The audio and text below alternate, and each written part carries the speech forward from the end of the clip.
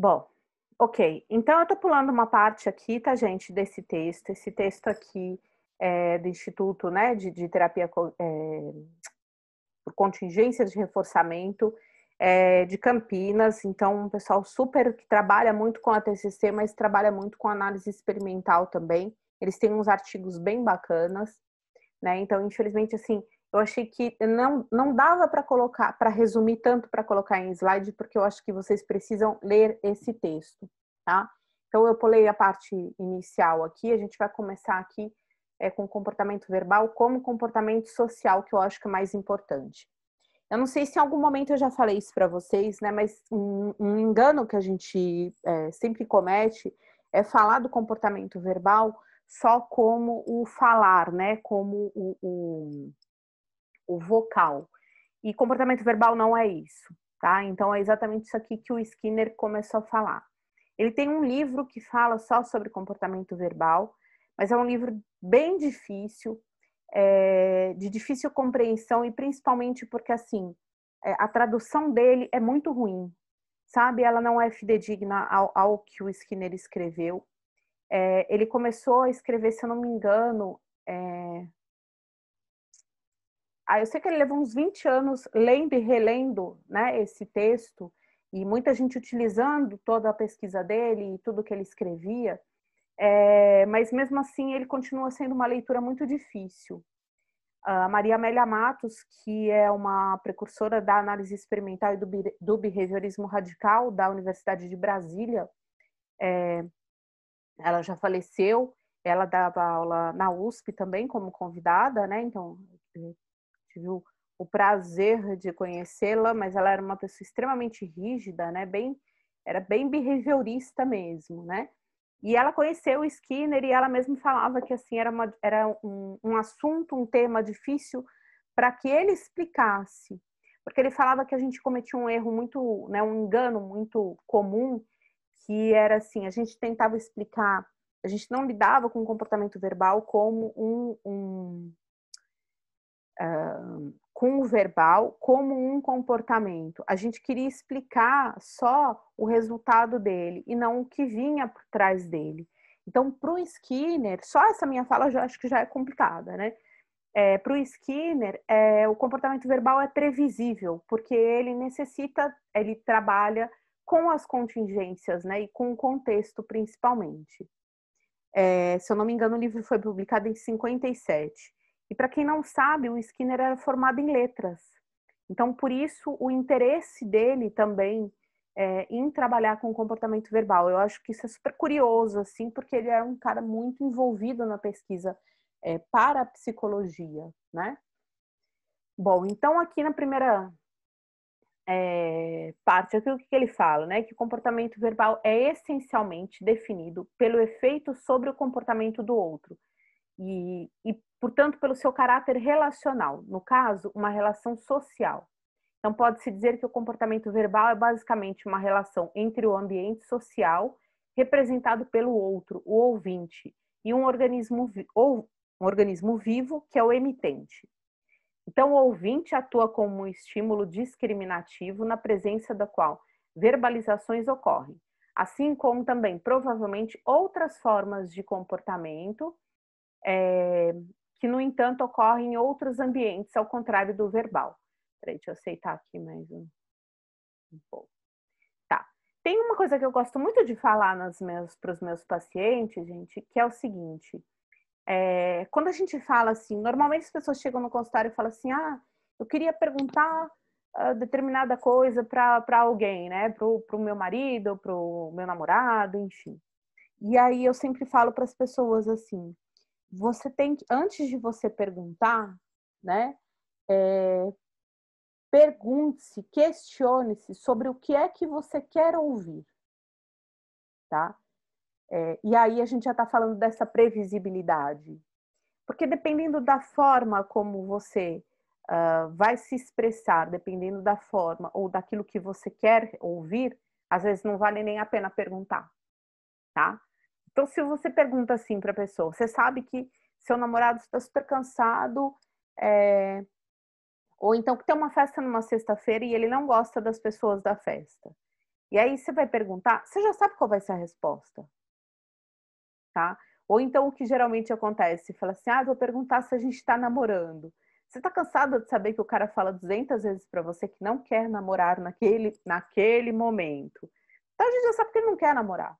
Então, para que você vai perguntar, entendeu? Você consegue sim antecipar essa resposta que seria então desse ouvinte aqui, tá? Que é onde a gente fala dessa relação aqui, né, representada pelo ouvinte e pelo emitente, ok? Então, essa relação aqui é, por sua vez, controlada por um contexto social mais amplo, um quadro autocrítico, no qual se insere, é crítico mesmo, tá, gente? No qual se insere uma parte da história passada dos dois atores, o qual compartilhada por ambos, e onde tem papel importante os operantes discriminativos verbais. Olha lá, gente, voltando para o comportamento operante. Vocês lembram dos estímulos discriminativos, gente? A gente falou deles há 2 aulas atrás. Alguém lembra? O que seria um estímulo discriminativo? Peraí que eu tenho anotado, peraí. Esperando.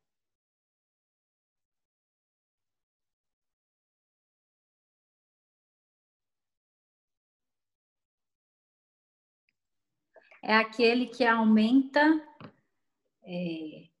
a probabilidade de um comportamento ocorrer? Isso aí. Isso aí. Então, aqui, olha lá, vou repetir para vocês.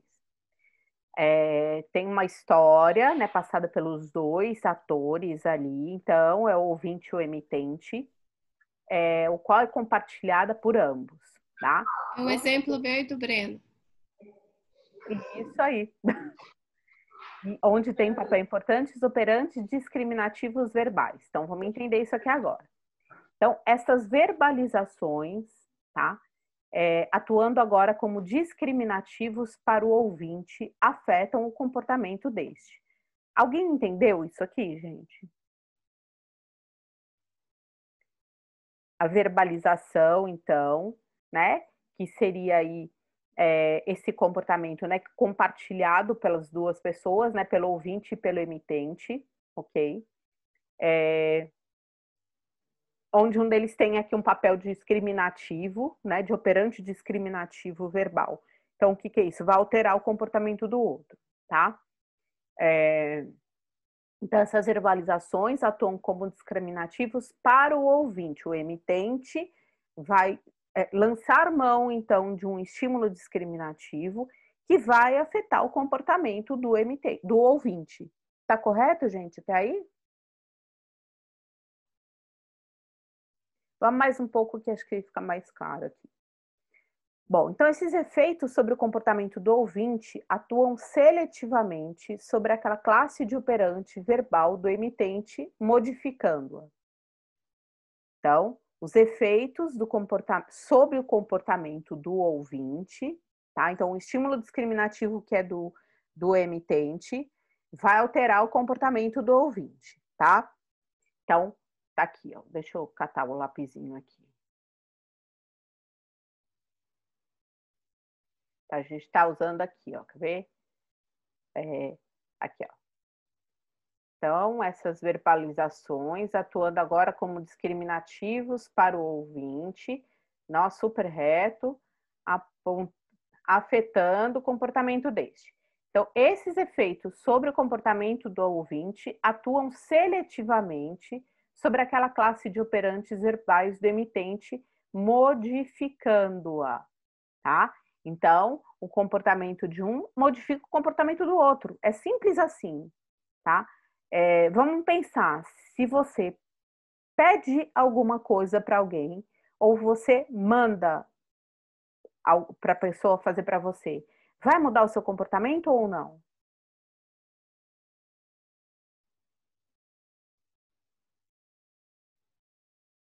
Gente, se pedem para você, por favor, Maria Laura, você faz alguma coisa para mim? Ou então se fala assim, faz agora.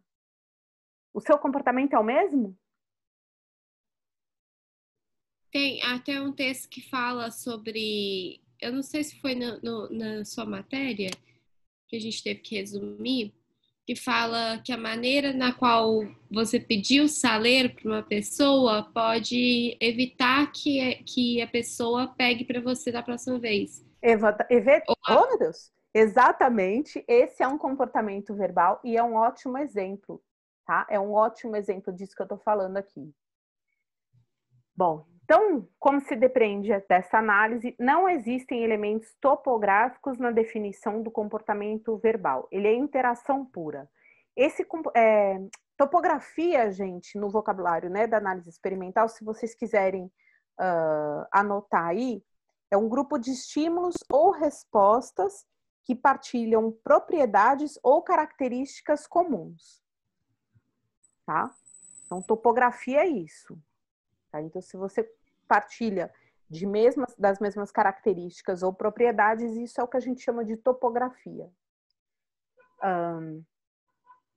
É o quê? Repete, por favor, Denise. Eu escrevi aqui para vocês anotarem bonitinho. Grupo de estímulos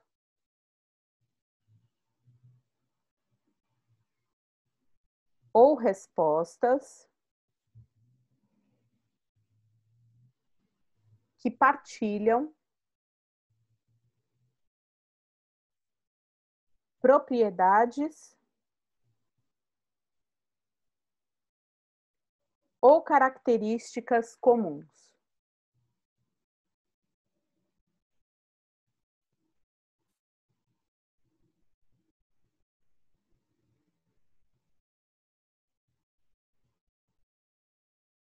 Posso ir? Peraí, não apaga o quadro não, que eu ainda estou copiando. Vou apagar só do lado direito.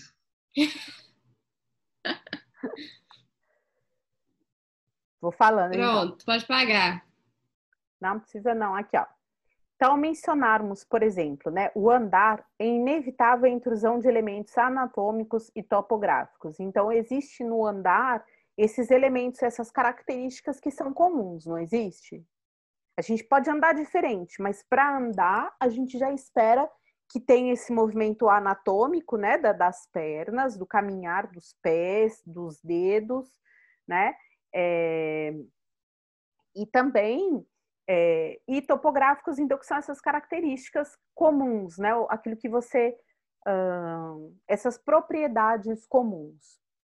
Bom, então, embora o critério definiente seja o efeito deslocamento, então você anda para se deslocar, ok?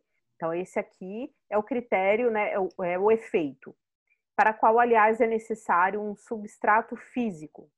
Ao discutirmos o falar, é também inevitável o elemento anatômico topográfico, embora o efeito som seja o crítico. Então, analisarmos o verbalizar, contudo, não há constrição e deve ser evitada a intrusão de qualquer topografia, anatomia. Só o efeito sobre o comportamento do outro importa, tá? Então, não importa as características que sejam comuns aos dois, ao emitente e ao ouvinte. O que interessa ali é só o verbalizar, tá? Então, nesse sentido, disse que o efeito do comportamento verbal sobre o ambiente físico é indireto, mediado pelo comportamento do outro, sobre o qual, então, tem um efeito direto, embora contextualmente pela história passada comum. Então, o que acontece? A gente modifica a nossa forma de falar de acordo com o nosso contexto? Sim. Sim, por exemplo, você está numa reunião, né? Seu linguajar vai ser mais social. Mas se for... gente, não mudou a turma, eu vou mudar a minha forma de falar. Tá? Se você fala com um amigo. Tem um exemplo que é muito bacana, que é assim, né? Os namorados, né, que falam, né, que, com vozinha de criança, de neném, que cuti-cuti. Ou quando a gente fala com o bebê, o Noah aparece, todo mundo, ai, que bonitinho. Isso aí, gente, é essa modificação já. É uma doença. Ai, Breno. Isso que a gente não tá sentindo o cheiro. Se sentisse o cheiro, você já... Né? Né? Deixa eu só... Aula. Bom, então vamos lá. Como exemplos do comportamento verbal, temos os seguintes... Ai, Cacildes, Carmãe. Oh, meu Deus! Então, como exemplos do... Quem quer apagar aqui para mim, hein? Quero apagar. Clica na setinha do lado do sinalzinho lá de...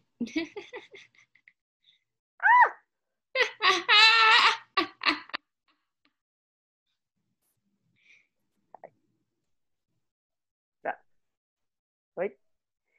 Bom. Ai, meu Deus! Bom, como exemplos de comportamento verbal, então, temos os seguintes operantes. Presta atenção, gente, o que é um condicionamento operante? Aí, do que a gente está falando? Modifica o ambiente, não modifica? Sim. Tá.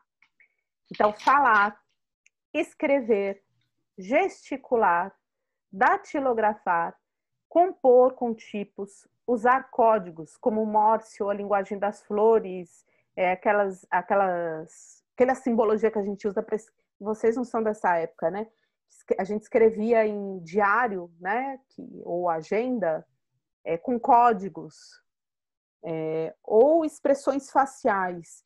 Então, isso é uma coisa que a gente está aprendendo muito, né? Todo mundo de máscara o dia inteiro, você fala com os olhos, né? Então, você cumprimenta com os olhos. Então, tudo isso faz parte aqui, tá? Desse comportamento verbal, tá? Como exemplos de comportamentos não verbais, temos tanto não operantes, que seria roncar, chiar, produzir sons em situações de cansaço, estresse, dor, enfado, que é aquele como né? Ou então todas essas vocalizações aqui são consideradas, tá, gente? Como operantes. Entre estes últimos temos respostas abertas: controlar, assobiar ou garatujar. E encobertas: visualizar e imaginar. E por acompanharem frequentemente a emissão de verbais denominados pensar, são confundidos com essa classe. A gente já tá especificando mais uma classe aí de comportamentos diferentes. A gente está falando do verbal. No verbal, então, inclui ali escrever, gesticular, datilografar, compor com tipos, usar códigos ou expressões faciais. E a gente está adicionando mais uma classe aí, tá, de comportamentos, então, que seria, meu Deus, pensar. Pensar diferente de falar, ok? Gente, eu vou ter que ir mais um pouquinho, tá? A hora que acabar aqui, vocês só clicar de novo, por favor. Bom, então, quando o comportamento verbal ou não verbal de um emitente é controlado por comportamentos sociais, que incluem respostas verbais especificadoras de contingências, por exemplo, instruções, conselhos, ordens, etc., falamos de comportamento controlado por regras. O comportamento controlado por regras e, portanto, por respostas verbais do outro ou do eu, não é considerado por Skinner como um caso de comportamento verbal, embora o comportamento daquele que emite as regras o seja. Olha que confuso, né? Quando eu perguntei para vocês assim, se existia diferença entre o pedir e o ordenar, era para a gente chegar nesse ponto aqui, tá? Quando você dá uma ordem, a resposta a esse estímulo, ela é controlada por uma regra. Lembra que a gente falou desse controle por regras? Quando a gente falou do contexto, a gente falou dele, lembra? Sim, gente. Não me lembro, desculpa. Não tem problema. Olha só. É o ordenar mesmo. A gente tem regras a seguir. E a gente está falando que esse é um comportamento que ele é gerenciado pelo social. Não foi isso que a gente falou ali no comecinho do texto? Então, o social, ele já vai modificar tanto esse comportamento do emitente quanto do ouvinte, tá? Existe esse contexto ali. Então, se você está no trabalho, por exemplo, e alguém te dá uma ordem, tá? O emitente, ele está verbalizando essa ordem. Mas o seu comportamento não vai ser modificado pelo que ele está falando. Você vai só cumprir essa ordem, que é uma regra. Entenderam? Sim. A gente vai falar mais sobre isso, tá, gente? Eu nem vou falar, essa parte aqui não importa, tá? Porque aí já é uma outra classe, que é do pensar. O pensar é bem complicadinho, viu, gente? Tá sendo gravado assim, Renata. E aí, a gente entra nas categorias do comportamento verbal, tá? Então, vamos lá de novo. O comportamento verbal, ele é regido pelo social, ele é um comportamento social, tá? Ele tem sempre, então, um emitente e um ouvinte. E ele tem várias classes, a gente não considera só como comportamento verbal a vocalização. A gente tem outros comportamentos que são considerados como comportamentos verbais. Então, à medida que você se expressa, você já está eliciando uma modificação no comportamento do seu ouvinte, tá? E a partir dessa modificação, então, que é um comportamento operante, você está, então, trabalhando com esse comportamento verbal. A gente falou de algumas coisas aqui, né? Do social, do ouvinte e do emitente, e aí das regras também que são importantes, que aí tem uma diferença, né? Que ele deixa de ser operante para ser só coordenado por regras mesmo, porque é aquilo que você tem que fazer, tá? Então, é a diferença do ter e do poder. Bom, aí as categorias do comportamento verbal. Então, analisando as relações que podem se estabelecer entre as condições antecedentes e as consequentes e as respostas verbais, o Skinner identifica e descreve 8 categorias de comportamento verbal, tá? Depois a gente vai falar, eu vou falar quais são as mais importantes.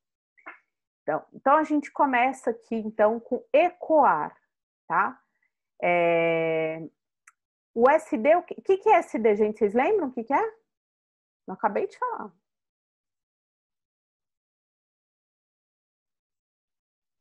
Eu não faço ideia. Estímulo discriminativo. Tá? Tem aí nos textos de vocês, viu? Então, o estímulo a categoria é ecoar.